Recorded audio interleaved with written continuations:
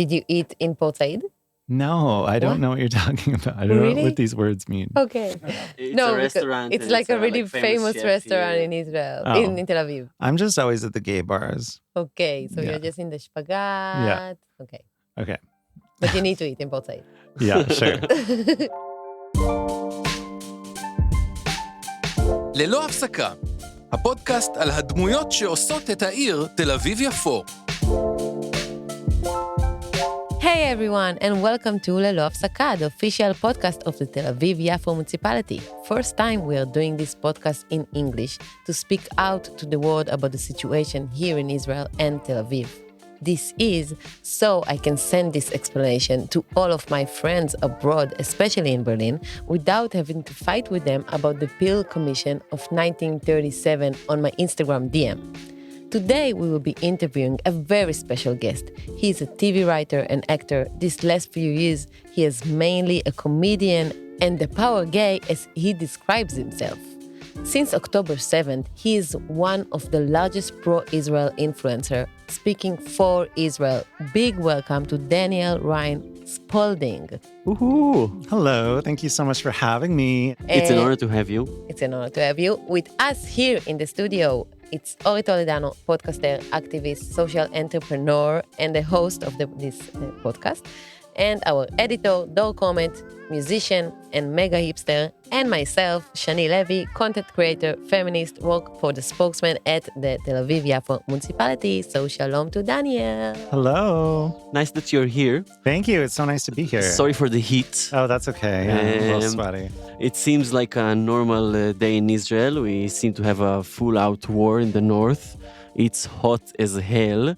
You walk to the studio. Are you fine? Are you okay? I'm fine. Don't worry about me. I'm All right. tough. So you're not Jewish. You're originally from Canada. How did you end up here? How did you make the first connection to Israel? Okay, so I grew up in Canada, and I should let you know, like, as I grew up, I was never around any sort of anti-Semitism. My family never said anything negative about Jews. It was never a topic that ever came up. I always watched American sitcoms like Seinfeld and Friends, and I always had sort of, Woody Allen films. I always thought Jews were, cool and funny. And then going into university and my travels, I never really became friends with Israelis or never really knew much about the conflict or anything. And then when I came to Berlin and moved to Berlin, I became friends with Israelis. I went to university. I had traveled the world. I was in my 30s. And I, on the periphery of my knowledge, just sort of from things I had picked up, I never fully really understood the conflict. But up until when I actually came to Berlin, the way it had always been explained to me was there's Israel and there's Palestine. And Israel oppresses Palestine. Israel oppresses Palestine. And where was it explained to you that way? This was in the mainstream media, like watching Deutsche Welle or little clips on Al Jazeera that might pop up. The images that were always portrayed to me about Israel, it was always about settler violence in the West Bank, or you'd see images of these extreme Hasidic Jews at the Western Wall, or there would always be like things always seemed more amplified. And I knew that Tel Aviv was I had met someone from Tel Aviv and they told me that Tel Aviv was a very big, open, gay city. And that always seemed very conflicting with the images that I would see on the news. And I remember briefly having a conversation with someone who had come to Israel and he had said negative things about Israel. But I was sort of, I'm not a prejudiced person. I tried to stay open-minded. And as I met Israelis, they all seemed very friendly and very nice. And in the back of my mind, I was thinking, like, how can you tolerate all these human rights abuses and all these horrible things going on in your country? Like, what the hell? But I never felt brave enough to ask about it. So basically, the fact that Palestinian leadership are terrorists never occurred to me. It was like this ideological block in my head. It just never occurred to me. So when I did actually get invited to come to Israel, I I really struggled with it. And I was like, oh my God, like, is it even ethical for me to come to this apartheid country, like for the money that I have to contribute to this, country is so unethical? Is that When was it? That's really what I thought at that time. Yeah. And so when I came here for the first time, I went to Tel Aviv and I went to Jerusalem and I went to Bethlehem. And I figured, well, like, this is the situation. It is what it is. It's sad. It's tragic. But, I still love the people. It's not their fault that their government is so oppressive and awful, and they can't figure out how awful this situation is. Like, I don't know. So anyway, I started joking about Israeli guys in Israel in my comedy a little bit, and during the pandemic, and I got a lot of gay Israeli fans as a result of that. Yeah. And then I came back and did more shows. And I'd come back, like, I ended up building a lot of friendships here. What were the jokes about Israeli men? So during the pandemic, I had a breakdown that I couldn't have a gangbang with 10 Israeli guys at Berghain because of the pandemic. Oh, okay. Because all the gay Israelis come for snacks. Yeah. So basically the second time I came, I had felt comfortable enough to ask questions. And so I had this long conversation with friends as we were driving to the Dead Sea, that there were peace deals they turned down as recently as 2014, that Gaza, like, I didn't even fully really understand that Gaza wasn't occupied either.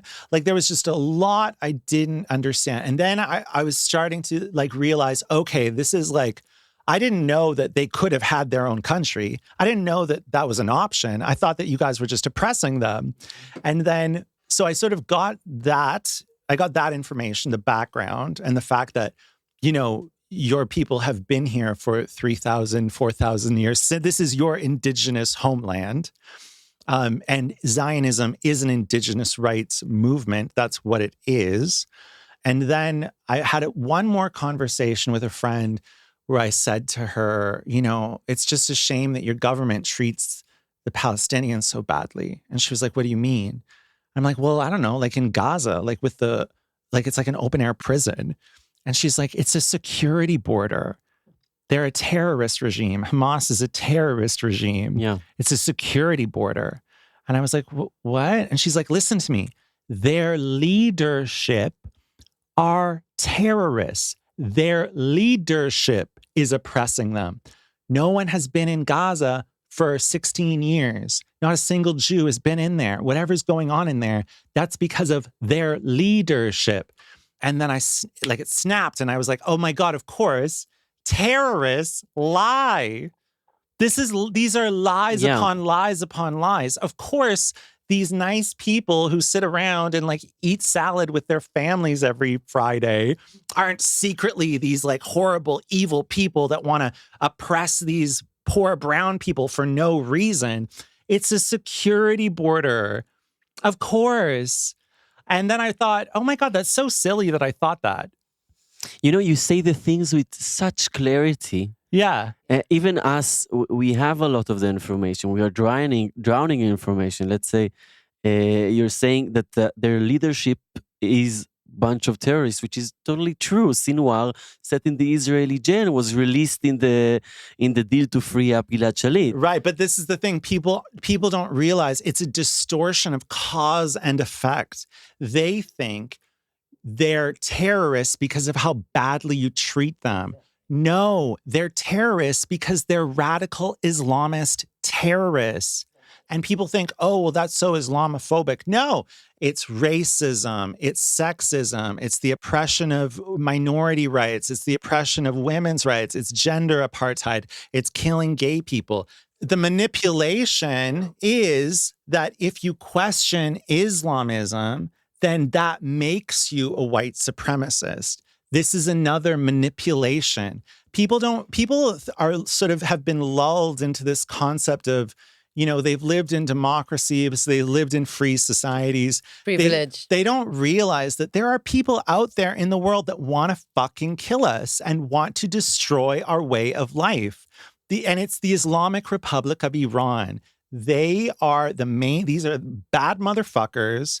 They took over Iran in 1979, and they did it in the exact way of what's happening now in the United States. It's a marriage of Soviet propaganda and Islamism, funneled through universities and a hatred of Israel. Because Iran was westernizing, they were aligning with Israel. And so they basically used this hatred of Israel, this hatred of Jews, to change people's perceptions. And that's what's happening now. That's why anti-Zionism is anti-Semitism. What Hitler did in Germany, scapegoating the Jews, blaming the Jews, it's happening on a global level. That's why this is such a dangerous time right now. If you were born here, it's hard to explain the backtracking. Like for me, I had to be deprogrammed out of this thinking so I can think of how to explain how I came to snap myself out of it. I feel that you are like post-woke. The woke thing now is to hate Israel. Exactly. And it's so rare to see a progressive voice speaking out for Israel. Oh, it's very unfortunate. Everyone is very much, everything is about image and about virtue signaling. And honestly, a lot of these people aren't actually doing anything, giving anything. They aren't actually helping people. They just want to show, look at me, I'm a good person. Look at me, I'm a good person. And say resistant is like a cool word to say. Well, you're just promoting terrorism. And listen, like you've been duped. Like there are people who have come up with strategies to manipulate you. Like it's okay, but you have to stop it and you have to wake up because this is life or death. This is about the destruction of democracy. This is the goal of this. It's to isolate Israel, to destroy Israel's relationship with the West, and then destroy all democracy. This is fucking serious shit. And all this non-binary, respect my pronouns. You can't talk about women like that. Feminist. I'm fucking over it. I'm done. Your actions are what make you a good person, not your identity. And if you're black and you promote terrorism, you're an asshole. If you're trans and you promote terrorism, you're an asshole. If you're a woman and you promote terrorism, you're an asshole. Terrorism is not okay. Israel's a country. It's a sovereign nation. Everyone needs to fucking get over it and focus on your own countries and leave Israel alone. And then there'll be peace in the Middle East. It's pretty simple. Preach again. Leave Britney alone. Yeah, leave Israel alone. What did you imagine Tel Aviv being like? I didn't realize it was so beachy. Like, I guess I remember thinking it was sort of, I'd seen pictures where it was a lot of like big buildings. I don't really know what I thought it was going to be like, but, I definitely love it. Like, it's one of the best cities in the world. Like what? What is like the best? Well, it reminds me of, it has that Mediterranean feel. It basically reminds me of like what I hope all of the Middle East will be like one day. It's progressive, it's modern, it's gay, it feels a bit like LA or like Venice Beach. Silver Lake. You have all the hanging vines and the cafes and everyone's sexy and kind of like bohemian and people don't realize there's brown people, there's black people. Like people have such a ridiculous idea of like what Israel is. Like they're just imagining everyone is like these like white, I don't know, like Ashkenazi Jews from New York. Like everyone's like a Woody Allen. Jewish princesses. But like it's, a country of Woody Allens. Like Arab people and Jewish people and everyone is living together. And Arab Jewish. And so also multiculti. and also no one is looking at people and judging people. And like, it's like anywhere else where there's black people and there's Asian people and it's like America or Europe in the Middle East. And when you talk about Israel, do you differentiate between Tel Aviv and the rest of the country? Well, no, because I think that, I personally am not someone, I always hate it when people would say, oh, well, you're in Berlin. That's not really Germany. But it's not really Germany. No, Berlin. I think that's ridiculous. Like, it is what it is. Like, Berlin is Germany. Tel Aviv is Israel. New York is America. Like, this is what it is. And so, and it's not as if, like, this country is the size of New Jersey. It's like, it's all, to me, it's all the same thing. Like, some areas are more conservative, some areas are more rural, and there's such a huge diversity in Israel. The whole world is in Israel. The connection to all this history and all these different religions. It's such a shame that it's being demonized because it's one of the most amazing countries in the world. And in a way, it belongs to the whole world. And it's a place where everyone is welcome, as long as you're not a terrorist. Like, this is pretty simple stuff. Like, don't fuck around and cause harm and hurt people, and you'll be welcome.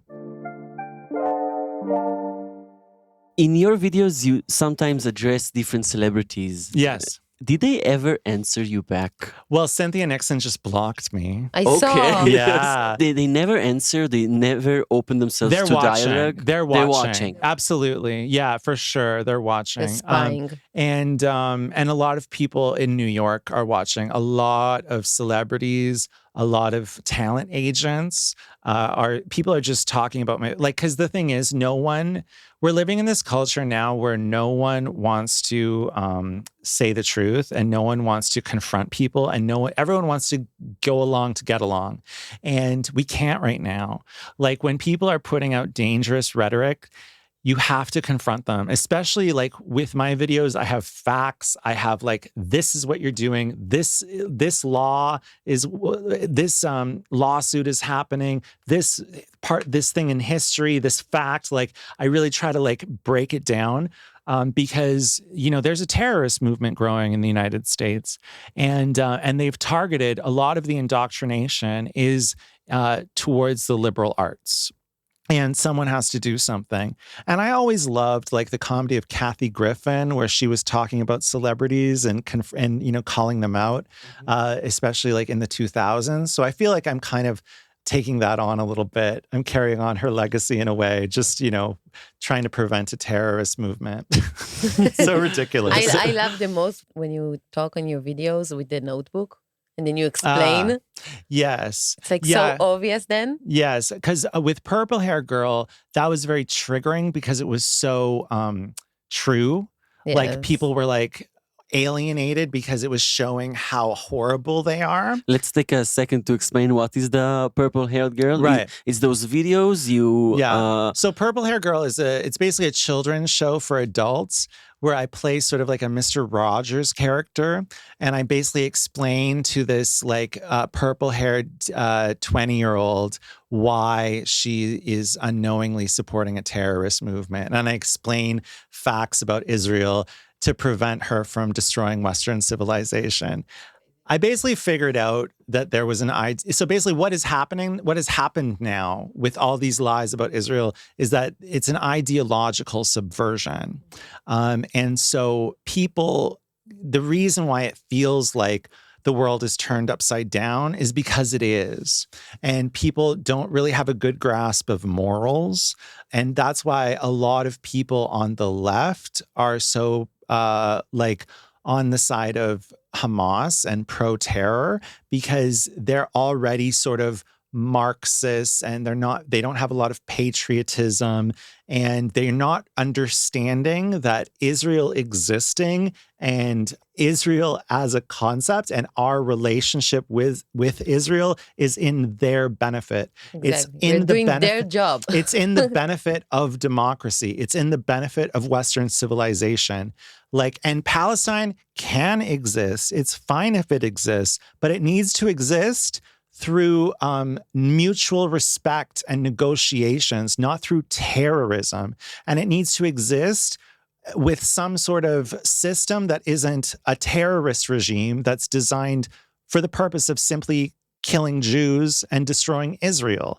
And if you actually are pro-Palestinian, you should be aware of that, because who would want Hamas to be ruling Gaza, and who would want the Palestinian Authority the way it is now to be ruling the West Bank? Who would want to live in a caliphate? Who would want to live in a country controlled by Hamas? Exactly. We want more democracy in the Middle East. We don't want like destruction, and we don't want like terrorism. Like, you know, this is we have to change our way of thinking about this situation. We have to get real.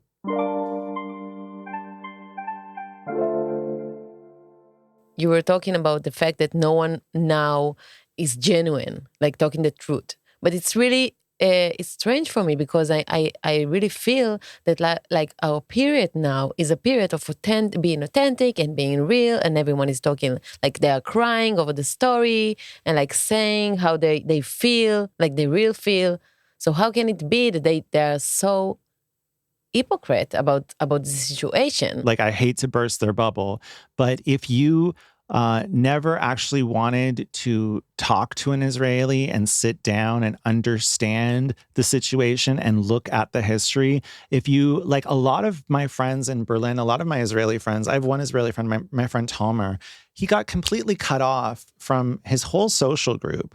Like, no one wanted to even speak to him because they didn't want to have that conversation with him, and they didn't want to be associated with him. It was like, this has all been at the surface, like just under the surface. Mm-hmm. And October 7th just opened this portal, or this, something happened where everything, all these years of indoctrination and everything just like came to the surface. And people's hate and this repressed sort of like, oh, Israel, this hate has like just come to the surface now. And people don't want to actually have in-depth conversations about it and learn about the situation and have compassion for both sides. You know, about having compassion for both sides. This whole scene of dialogue is happening in social media with influencers on both sides. Mm-hmm. Is it not complicated to portray a complicated picture of the situation? Because let's say your followers are more for Israel. Yeah. If you share a video that kind of undermines it, then the reactions to that would be horrible. So, well, I don't know. I don't like, I would have no problem talking about, like, I definitely feel horrible for what's happened to the Palestinians. I think the Palestinians are, it's a tragedy, but I think that tragedy has happened as a result of their leadership, as a result of an ideology, as a result of... But can we have a complex conversation online? Well, that's the thing. I don't think people want to. No. People don't really want to. Just want to feel good about themselves. Especially not on social media. Right. I feel like there is no place for complex conversations. I state my opinion and say my opinion, and people can like it or not like it. But I think that I'm not speaking for anyone other than myself. Right. What made you to come here and speak out for Israel, even though you're not Jewish?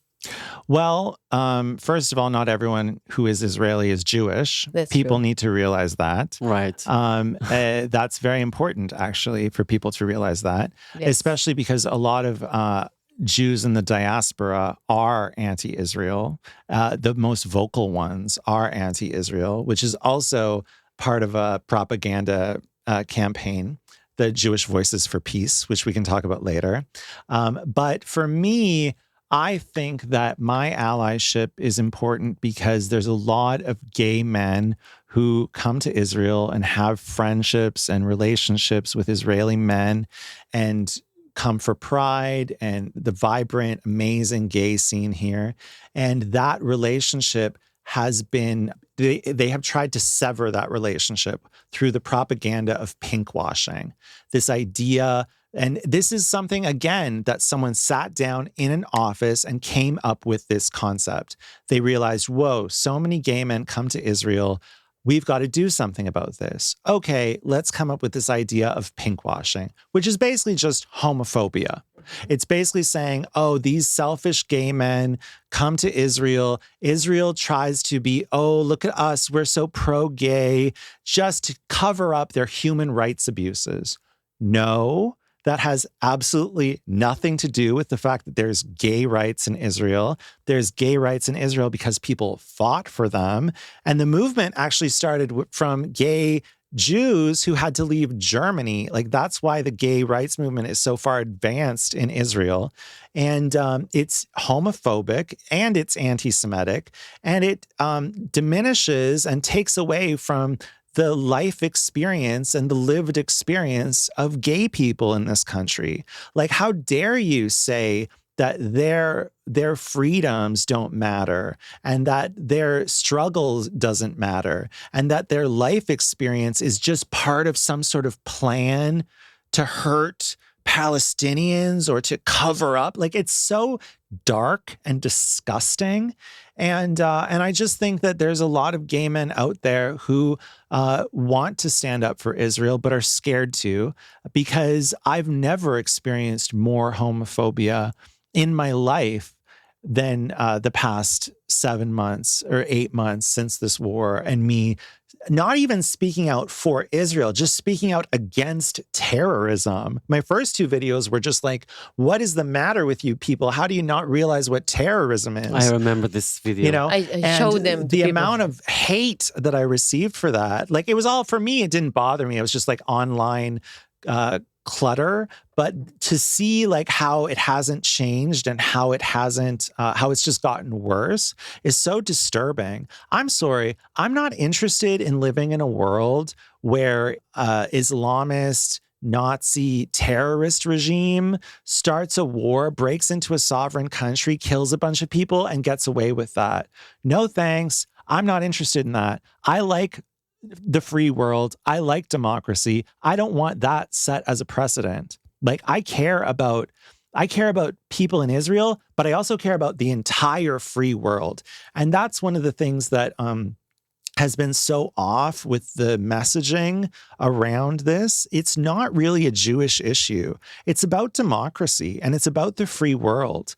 And this manipulation and this distortion of reality, like, we need to snap out of it like yesterday.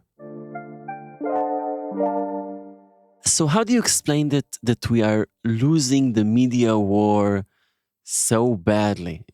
Well, I think that your government sucks. You know, like, unfortunately, they should have been on this a long time ago. They and I've talked with people in the government and different activists, and they say, you know, we tried to talk to them, we tried to tell them, we tried to explain it to them, but, you know, a lot of the government, it's like men in their 70s, men in their 60s, people that aren't savvy with social media, people that don't really understand. And they don't understand. A lot of Israelis just don't understand how people, like, they see Queers for Palestine and they think it's funny, or they think they're stupid. I think it's terrifying that people are their vision of reality is so distorted and their moral compass is so off that they can't figure this out. It's scary to me. Like, I think it's disturbing. So a lot of it is just lack of self-awareness. And also, like, there's also this feeling of, I think with a lot of Israelis, they're like, well, fuck it. Like, people are going to hate us no matter what we do. Yeah. Let's just do what we have to do. But now it's affecting the entire world. And so this is a problem. I never thought that we would be so famous, you know, that people would just like talk about apartheid state and stuff like that. For me, it was shocking.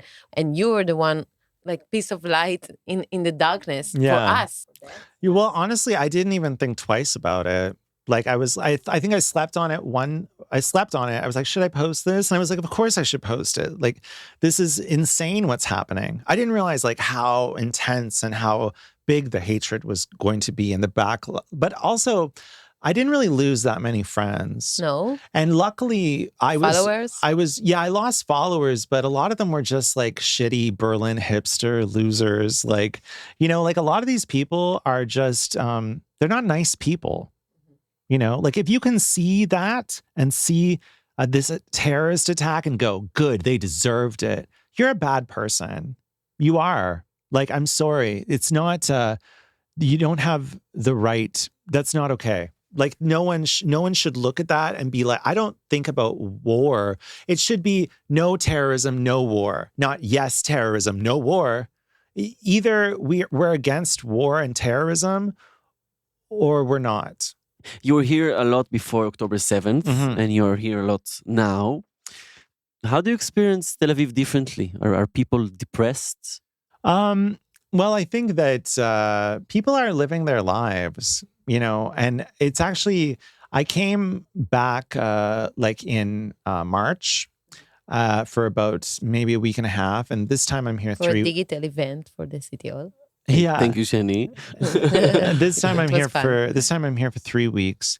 And yeah, people are living their lives. And that was it was really good for me to come just to know, okay, my friends are all right.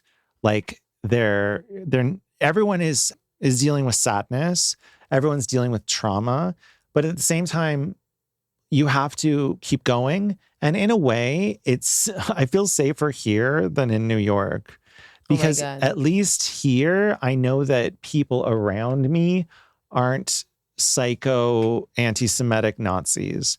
Like, and that's the thing. Once you get deeper into realizing how crazy some of these people are, just being at a social event and not knowing if this person secretly hates me and thinks that I'm a genocide supporter, or, you know, meeting someone and them sort of rolling their eyes when you introduce yourself and you can feel like this hatred from them, or just walking through the streets and seeing people in keffiyehs, and then walking through the street and like there's a big protest with Intifada revolution, and seeing all these young kids in keffiyehs who like think they're supporting like a good cause and they're supporting an Islamic terrorist movement, and they're being indoctrinated with these chants and with these like and very disturbing. Like when I was in Berlin, to see these anti-Zionist Jews, because that's another thing.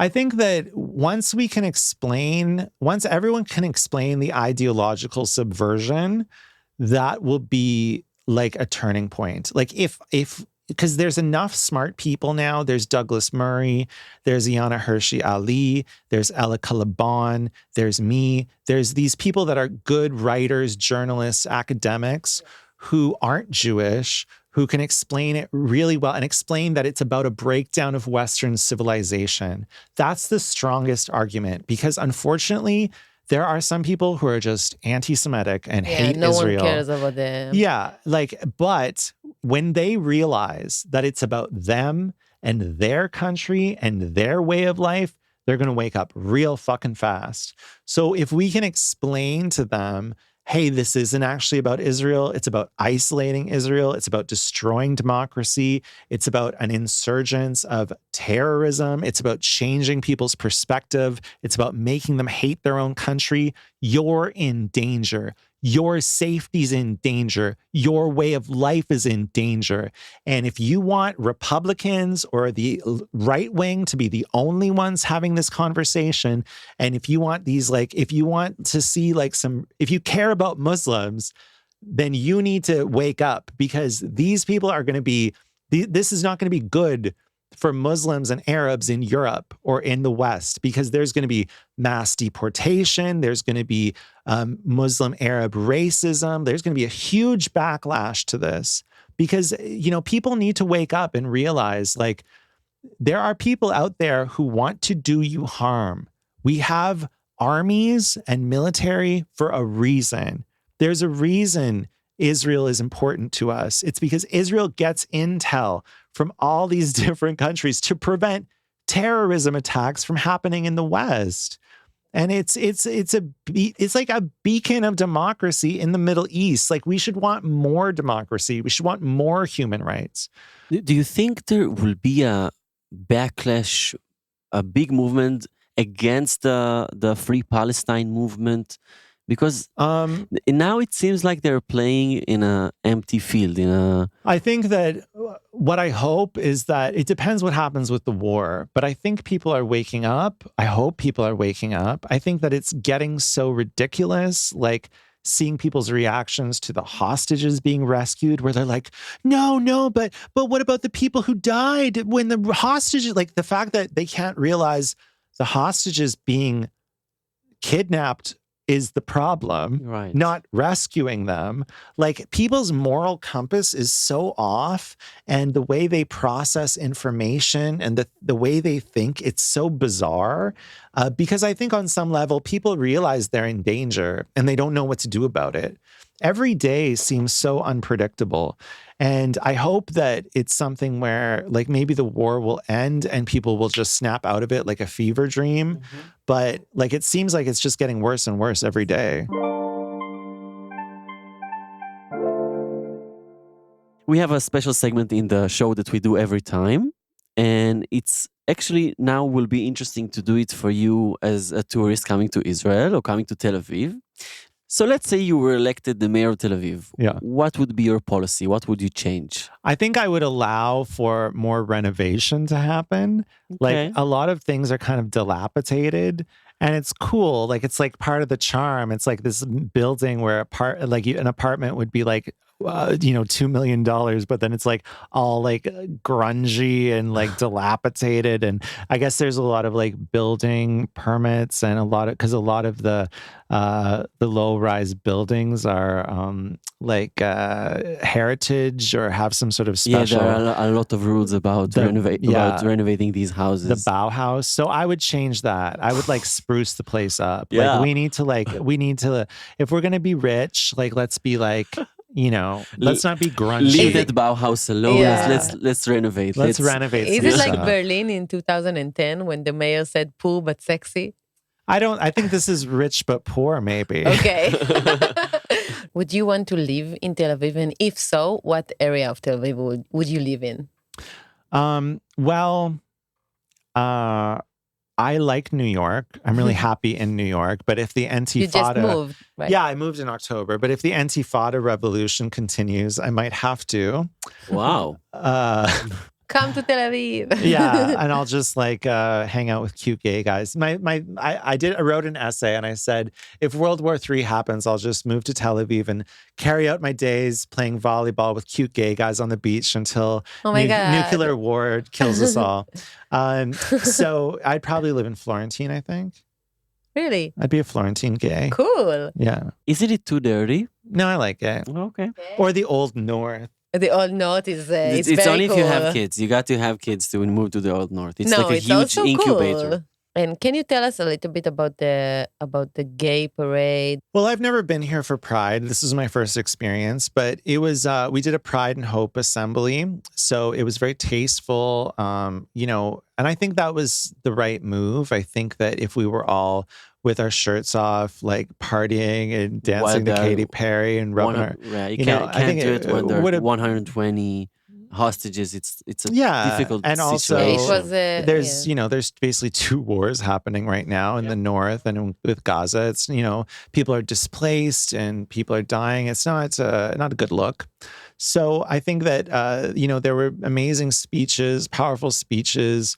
Yeah, Omer Ohana spoke about his boyfriend or his fiance who died. It's a really sad story. A soldier who was killed on October 7th. And he's such a sweetheart, such a kind man. And Netta performed and I gave a great speech. And Noah Tishby gave a great speech. And I think there was like 50,000 people there. And everyone, it was a great energy. And I think everyone really... it was a full range of emotions, and I love going to Jewish events. Like everything always works out beautifully. Like, I think Jewish people have this magic about them where they're able to sort of like raise this vibrational energy through like connection and prayer, candles, or whatever it is. Like when people get together, there's sort of this very spiritual. There's this feeling of like, we're going to get through it. We're going to survive. Like there's something that Jews have learned through their thousands of years of everyone trying to kill them all the Yeah, time. life is very fragile. So every day we wake up in the morning, we're gonna celebrate it. Yeah, and there's a time to be sad, and there's a time to celebrate. And your holidays, it's like you celebrate Purim because that's when you have to be happy on these days. And then there are other holidays where these are the days where you have to be sad or where you have to be silent, or like it's Jewish holidays and rituals, I think, are very beautiful. And so I think this was very tastefully done, and I loved it. What do you think Israel and Tel Aviv needs the most to happen right now, especially in Tel Aviv? We need peace in the Middle East. I think we need to win the information war. We need to get more, first of all, we need to show Arab voices and voices of people of color of Israel, because Israel is so ridiculously diverse. And especially in the Jewish diaspora, everything is very upper class white Ashkenazi. Mm-hmm. And Americans have a very distorted view of what Israel is. They don't understand it. And honestly, the Jewish diaspora in America they don't understand it either. A lot of them have a hard time really grasping Israel is the Middle East. It is the West. It is a democracy, but it also is the Middle East, and it's beautiful. And we need to show Druze people and Bedouin people and all of these amazing people that have stepped up and are doing hasbara and videos about Israel and politics here and life here. We need to showcase that and popularize it. I don't know if we could get a television show here or a talk show, an American talk show that's shot here, or an American sitcom that's shot here, or something has to happen, and it has to happen really fast, because everything really is about framing an identity now. I can say whatever I want till I'm blue in the face. What's the matter with you? You're homophobic against me. I don't understand what I'm saying that pisses you off so much. I'm saying terrorism is wrong, you idiots. And you're like, white privilege, cisgender. I don't have time for your fucking shit right now. The world is falling apart. I'm not playing your stupid fucking bullshit game anymore. Get real. Life is serious and life is dangerous. However you want to absorb this information, do it, because this is ridiculous. So I think just showing Israel for what it is. Not everyone is going to be able to take a plane and come here. We have to somehow show all of this and show how beautiful it is and how diverse it is. And we need to do street interviews with, fabulous Arab ladies who love living in Israel. And the problem is you guys have this extreme left wing here who for some reason also wants to destroy Israel and wants to instigate fights and show how oppressive it is. And it's what are you doing? You're basically creating problems to destroy your country. And then Mark Ruffalo is Israel isn't a real democracy. And I'm what are you idiots doing? You're going to destroy your country, you stupid communists. I hate you. And so the extreme left and the extreme right, they're both horrible here. All we need to do is just show people living peacefully and living their lives and enjoying life in Jaffa and Tel Aviv, and how there'll be a Muslim next to a Hasidic, next to a Christian, next to it's but so that diverse. Sounds like a Shutterstock picture. This is but the it problem. really is. But it's like that though, and there's is. black people It's and there's brown multiculti. people. It's multiculti. It's just people living and enjoying their life, and it's just I want to do that where I go up to people and be hi, can you just let everyone know that you're black and you're Israeli and you don't live in an apartheid state? But it's just so ridiculous. I feel so embarrassed to do that. But I saw that you were filming a sign of I think it was a street sign that was written in Arabic and Hebrew and English. Yeah. And you said, and it's so obvious for us. yeah. Even then, if you show hi, look, there's no apartheid, then it's like, well, what? Just because there's Arab people there doesn't mean they're not being oppressed. And I'm like, oh my God, like what? I don't know, like really, do I need to do we need to do street interviews? And like, but this thing, no one wants to actually wants to acknowledge the truth. They just have their story and they have their narrative and they want to stick to that. And so this is the thing. People don't consume news to change their minds. They consume news to stay with their same opinion. And to say their opinion. Like they don't even consume it to know something, like to gain more information. They just want to say their opinion. Because they're too tired to change their minds. Yeah, or because they're too afraid to change their mind. Yeah. Because the truth is, when they snap out of this, hopefully they'll realize they were wrong and they caused a lot of harm. And at a time when like people experienced an incredible tragedy, instead of being there for them and like helping them through it, they sided with the perpetrators of that crime. And that's going to be a really hard pill to swallow. So how do you think actually we can change our friends' opinion? Right. So one of the great things about Tel Aviv, and especially about the gay community here, is that so many Israelis travel and they have these social networks. And probably you've lost a lot of friends, or you might have strained friendships. You need to explain the ideological subversion to them. You need to explain that this is a plan to take down the West. You need to explain that Hamas is a proxy of the Islamic Republic of Iran and that this war is really a red herring.